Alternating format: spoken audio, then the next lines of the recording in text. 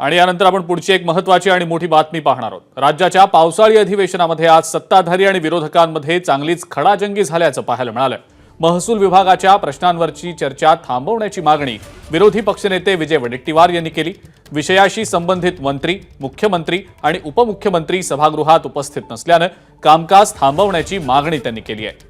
यानंतर ठाकरे गटातले नेते भास्कर जाधव यांनी देखील सभागृहाचं कामकाज बेकायदेशीर पद्धतीनं चालतंय असा आरोप केला।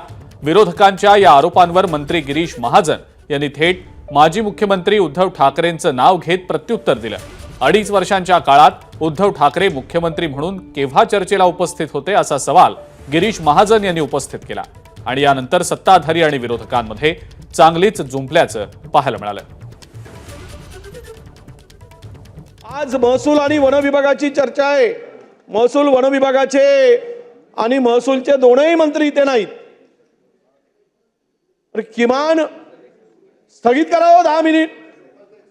ज्या विभागाच्यावर चर्चा आहे त्या विभागाचे मंत्रीच नाही तर चर्चेला काय अर्थ आहे? परंपरा राहिली अध्यक्ष महाराज की विरोधी पक्ष नेता जेव्हा भाषण द्यायला उभं होतं तर तिथं आता 2 उपमुख्यमंत्री केले। तीन तोंडाचं इंजिन आहे साहेब इथं अध्यक्ष महाराज। एक तरी इंजिन राहिलं पाहिजे ना विरोधी पक्ष नेत्याचाच। म्हणजे तुम्हाला लोकशाहीच्या व्यवस्थेची मान्यताच नाही या सरकारला असं म्हणायचं का अध्यक्ष महाराज? निरोप पाठवला येतील तोपर्यंत आपण चालू करू। विरोधी पक्ष नेते काय गंभीर नाही सरकार? अशी पद्धत नाही हो अध्यक्ष महोदय। तुम्हाला विनंती आहे आमची, हे पद्धतच आहे। नवीन पद्धत तुम्ही सभागृहामध्ये आणताय उद्या। किमान त्या खात्यातील यांना कोण थांबवलं होतं? मंत्रिमंडळाचा विस्तार करून राज्यमंत्री करायला पाहिजेत। अनेक भाषिंग बांधून होते, कोट शिवले होते, त्यांना करून टाकायला पाहिजेत।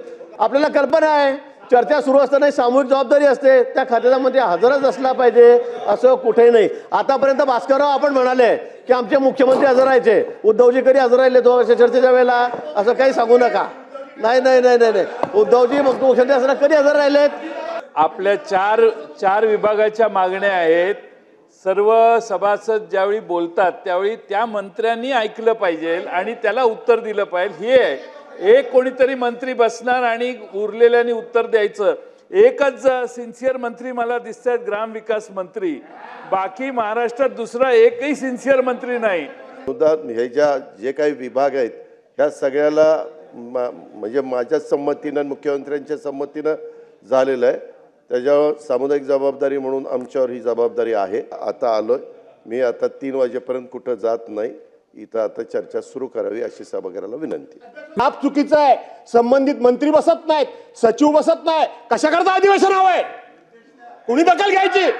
कुणी महाराष्ट्राच्या लोकांची दुःख ऐकायची? अधिकाऱ्यांना दुःख बसून काय चेंबरमध्ये बसून लोकांची दुःख काढतात काय अधिकाऱ्यांना?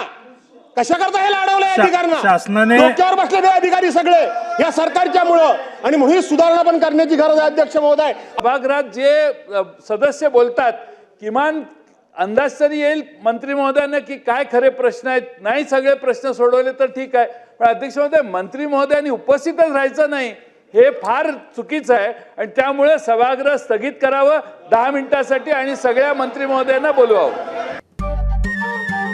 नमस्कार। मनसुद्धा तुझं ही वेगळ्याच प्रकारची मालिका तुम्हा सगळ्यांना खूप आवडली होती। याचा दुसरा सीझन कधी येणार अशी विचारणा झाली। प्रतीक्षा संपली आहे मित्रांनो। येतोय मनसुद्धा तुझाचा दुसरा सीझन। होई मनसुद्धा तुझं।